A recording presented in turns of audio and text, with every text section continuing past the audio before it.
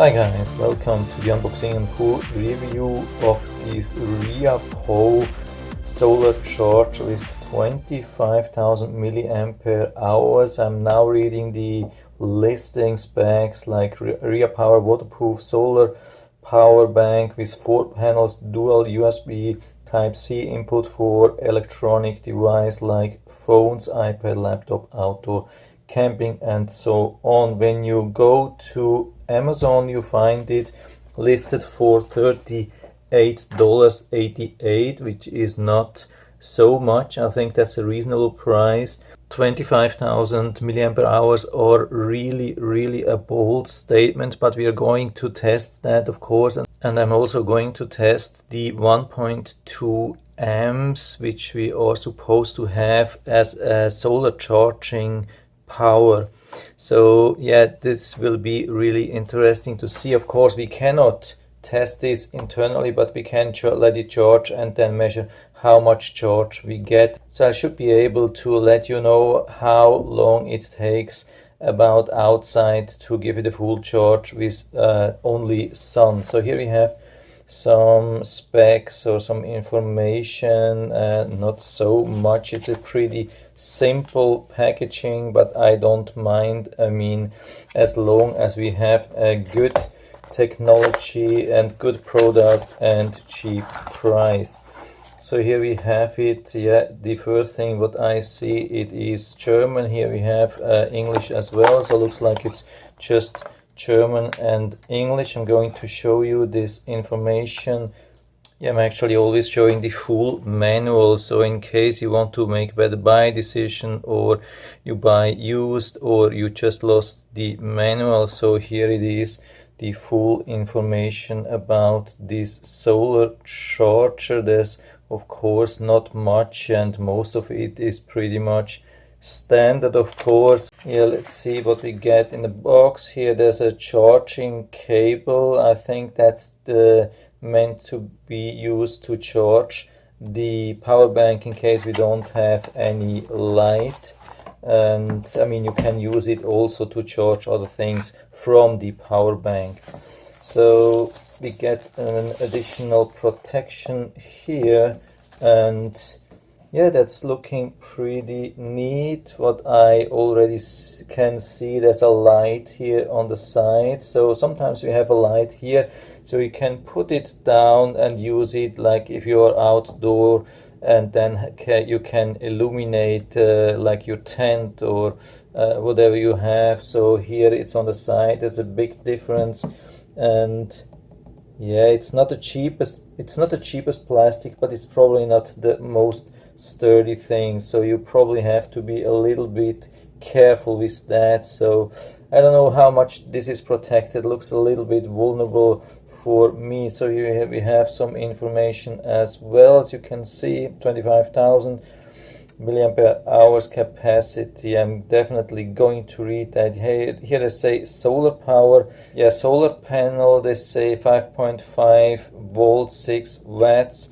So that's about the 1.2 amps.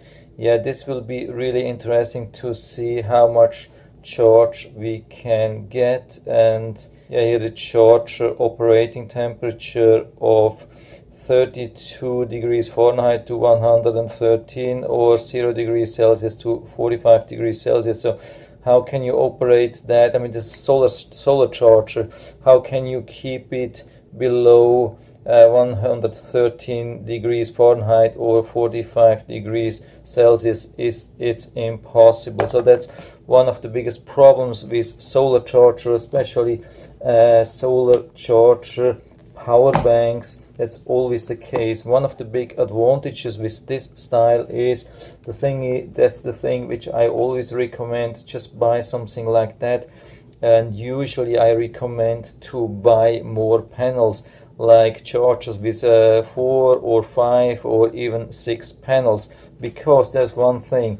So when you put this directly into the sun like this, with these panels there's usually no problem, but the panel here, it gets way too hot because it's impossible to get decent cooling because it's so thick. And the other thing is the battery pack. I mean, the lithium ion battery gets way too hot, it shouldn't go above like 45 degrees Celsius, and it usually gets up to 60 or even 70 degrees Celsius, which is way too hot. That means it could leak, explode, and it's impossible to really charge it. So we have to find a way how to protect this thing against the sun. Not here, there's no problem with that. So what you can do with these things, I mean, actually it's this thing is useless. This is actually waste of money, this solar cell here. So we can here in this thing here, we can flip it around and then have like the solar cells on top of the power bank as a protection. Maybe we can even put something in between to get a little bit of fresh air here as well, and then we can nicely protect it. So instead of 4 solar cells, we only can use 3, but the most important thing is to keep the lithium-ion battery safe at a lower temperature. So that's the only thing which really works. Of course, these solar cells usually get a little bit hot. You have to be careful not to put it flat on some kind of surface, but maybe you can find something which you can put underneath. If you're outdoor, maybe take like a branch from a tree, put it below here, so there's a fresh air below, and so it can cool down a little bit because it's very thin. So as soon as there is some fresh air behind, so we have it down at a decent temperature where it can produce a lot of energy.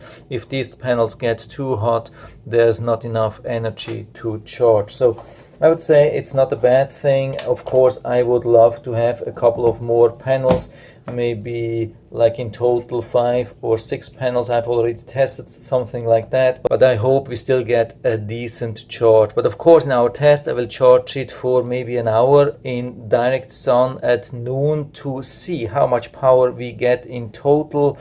And then I will do also maybe a test just with these 3 panels. Let's see what I do. But of course, the test is first regarding the power bank itself. So here it looks like that we cannot remove these solar panels from the power bank. There are some models, and we'll put down the link of one which I'm really happy with, that into the description, so you can check it out and maybe order that from there if we find out that this thing is not so good. The other one is really exceptional, has more panels, really high charging power. We can remove the panels from the power bank. I mean, it looks sturdy somehow, but you have to know that you have to carry the panels always with you around the whole day. So whatever you do, you have them with you, and you have to secure them with this strap. And yes, anyway, so let's go a little bit deeper into the test. Here we have all the USB ports. Here we have 2 times USB-A, and then we have USB-C and micro USB, I guess, to charge. Maybe USB-C can be used for both charge the power bank and charge anything else. So let's see what they say here. Yeah, so here we have the details, and for me it shows that micro USB and USB-C are just input ports and not output, which is a little bit bad. I mean it's not a total killer, but still there are some power banks which also accept USB-C as an output and not only as an input, but at least we have some flexibility regarding input.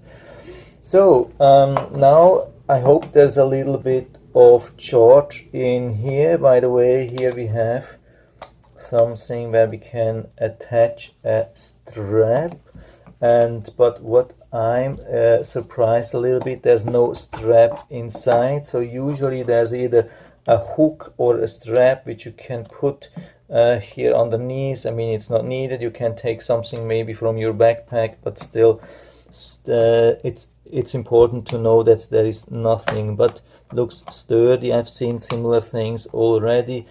And here we have the charging indicator. Of course, the green thing, I think tells us that it is charging already, even though we have only LED light inside. But probably I could charge this for months and it wouldn't get a full charge. So don't get deceived when you see this thing here.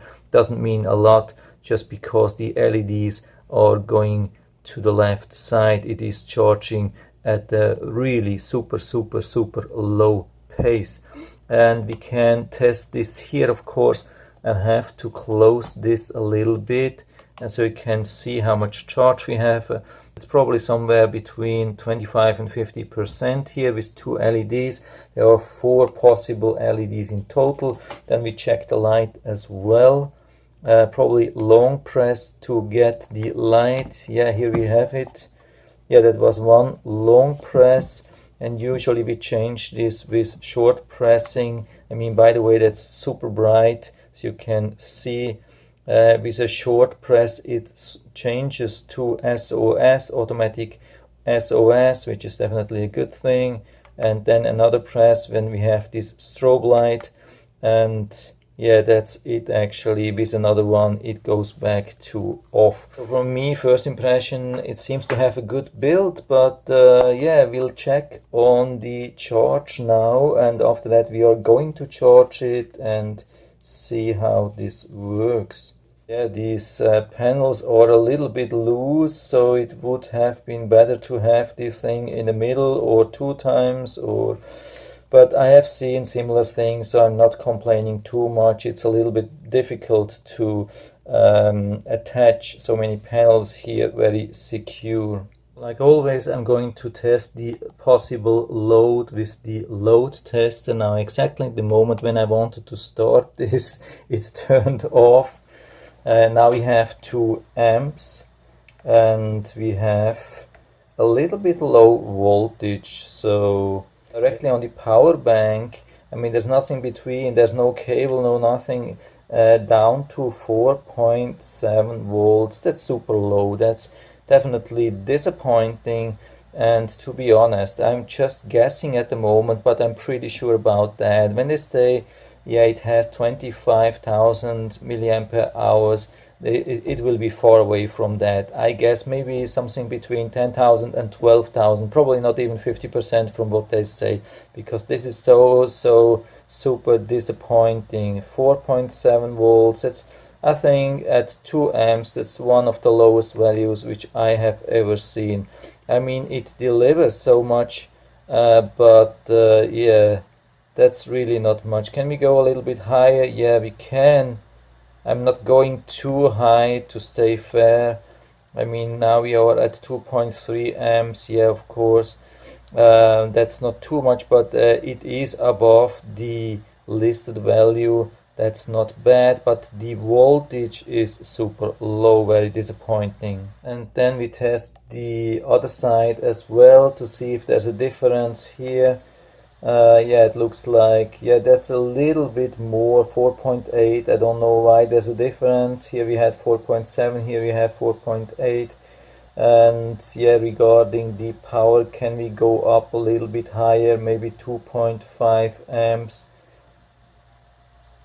Yeah, but we can see that was it. So now it's turned off. Let's try one more time. We start at 1 amp, we go up to 2.5 amps.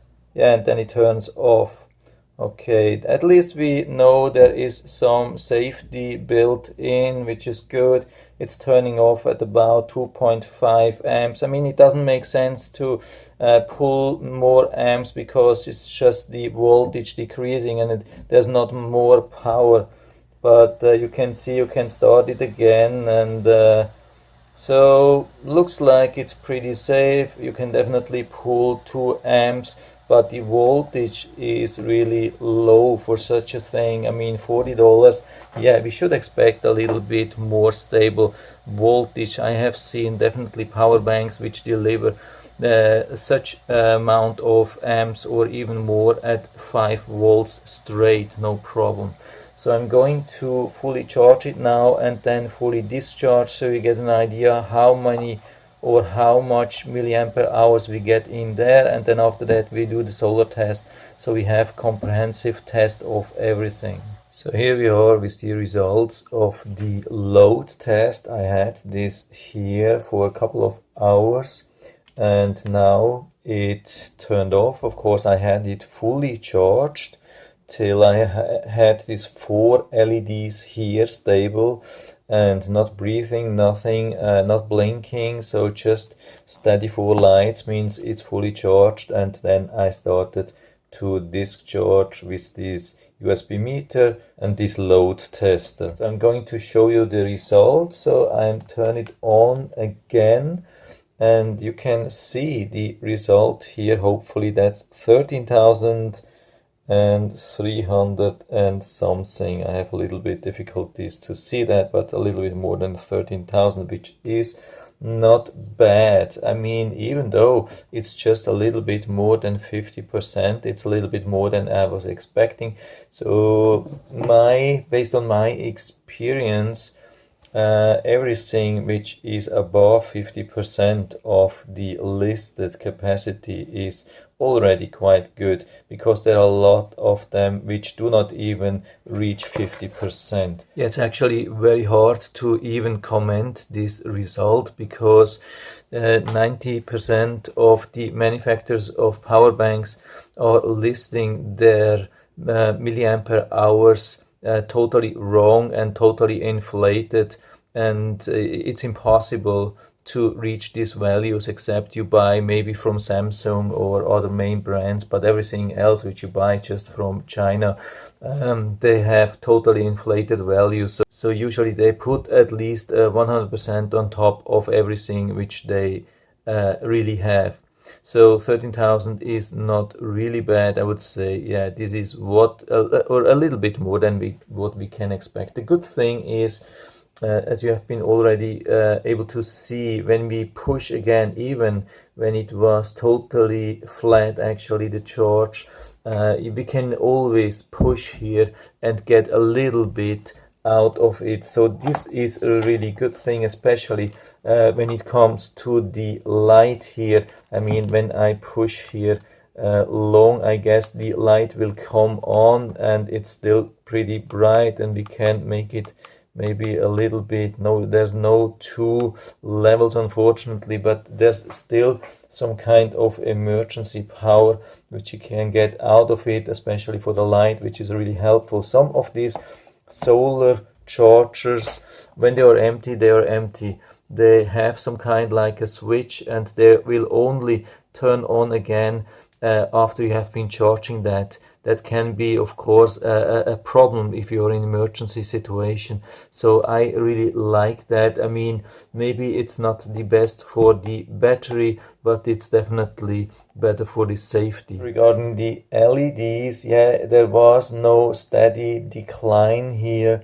I mean, of course, it started with 4 LEDs and then it went down really fast to 2 LEDs and stayed there almost forever, almost to the very end, and then dropped to 0. So it's not a really steady or linear decline. Yeah, that's not too good, but yeah, it is as it is. You have to know it. Probably you will get used to that. So if you have still 2 LEDs, doesn't mean you have still 50%, could be really low, maybe only 10% or so. You have to be careful about that. So as soon as we'll get some sun outside, I'll put that outside into full sun, at least for 1 hour around noon, and then I will test how much charge we get, and we can project to how much charge we would get for a full day or a week, or yeah, at least to check how long it would take to really fill up the power only with the solar. So I had the solar charger outside for exactly 2 hours. Of course, not flipped around, but with the solar panels to the upside. Here I have it just flipped upside down so we can measure the capacity here. And what I've tested also, I mean, we are in mid-April here in Florida and the sun is pretty strong here, and weather is really nice, so it is almost as hot as it can get. So May usually is the hottest month here. Of course, the sun gets a little bit stronger, but still, the sun was really hot. And yeah, the thing is, I had the solar panels on top of the battery to protect it. And yeah, now two things. I've checked also the temperature with this laser infrared here on the battery on the back side, which was on the top, and on the solar panels on the front side, yeah, on the side where the sun was shining on, to see how hot it was. And the temperature on top of the solar panel was 68 degrees Celsius, and so on the top here, the warmest side was not even 50 degrees Celsius, and that's much lower than everything what you get with these single panel battery packs or power banks. So this is really working here. Of course, we cannot use at the same time the panel which is then down at the bottom, but still we have 3 panels on the upper side, and we have the temperature in a really good range. Of course, it doesn't work in a car, but at least outside there was a little bit of wind, and obviously it has been cooling down the panels, and the panels have been protecting the battery itself and kept it in a really nice range where it is safe. So I highly recommend to do it like this, and do not place this thing in direct sun. And I had, as you can see on my picture, I'm going to show that for you. You can see that I have placed some rocks in between, or like you can use some wood if you're out in the wood. You can use some, from the bark or wooden things, like to put in between, underneath the panels and between the panel and the charger, to allow some airflow in between. So I think everything was really good. The question is now only how much charge did we get. So I'm going to test that now. So I turn it on here. Yeah, it's a reverse, but I think we should still be able to use that. Yeah, after that I'm going to turn it around. So I've reset it to 0. I'm going to start the load tester now. You can see we have 1 amp here, and can't remember how much it should be, but at least 2 amps I think should be good. So I'm going with 2 amps here, 2 amps here as well. I'll let it run for a while. I don't expect too much charge, but a little bit I think should be inside. So I'll come back after it stops, and then we'll check on the result. So it's turned off automatically, and so let's turn it on again. So we unplug it here. I'm going to show you how much charge we got. Obviously it's 561 milliampere hours. 561, yeah, that's quite a lot. So this is not bad, definitely not bad. I have tested lately a power bank like this with built-in just 1 single panel, and I got around 270 milliamps for the whole day. I mean, yeah, the thing is, it was in full sun the whole day, but the problem is it gets too hot on the panel, it gets too hot with the battery, so there's almost no charge. So here definitely much better. And when I think, when we do a little bit of calculation, this is not a scientific thing, this is just me a little bit guessing. It was 2 hours in full sun. Maybe on a really nice summer day we can get around 4 times the amount. That would be more than 2000 milliamps, would mean in around 6 days or so we get a full charge, which is pretty normal standard for a good multi-panel solar power bank.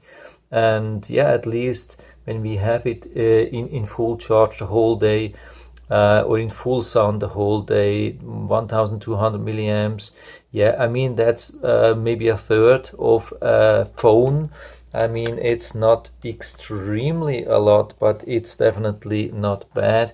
and pretty close to the best in class, which I had tested a couple of weeks ago. It was the Verano, and it is around at the same price, but I like it a little bit more. It is a little bit nicer, has a few more extras, a little bit more power. It has 5 panels instead of only 4 panels, and the panels are detachable, so if you are just on the road and you really don't need the panels, you know you don't need the panels, you can just take them away, and you have just the one panel, which you of course cannot remove on the main battery. So I'll put down also this link into the description down below. I mean the one for this one, which is definitely not bad, and also for the Verano, which I think it's still on the same price as this power bank, but it is a little bit nicer, a little bit more sophisticated, but and maybe a little bit more powerful. Not much, but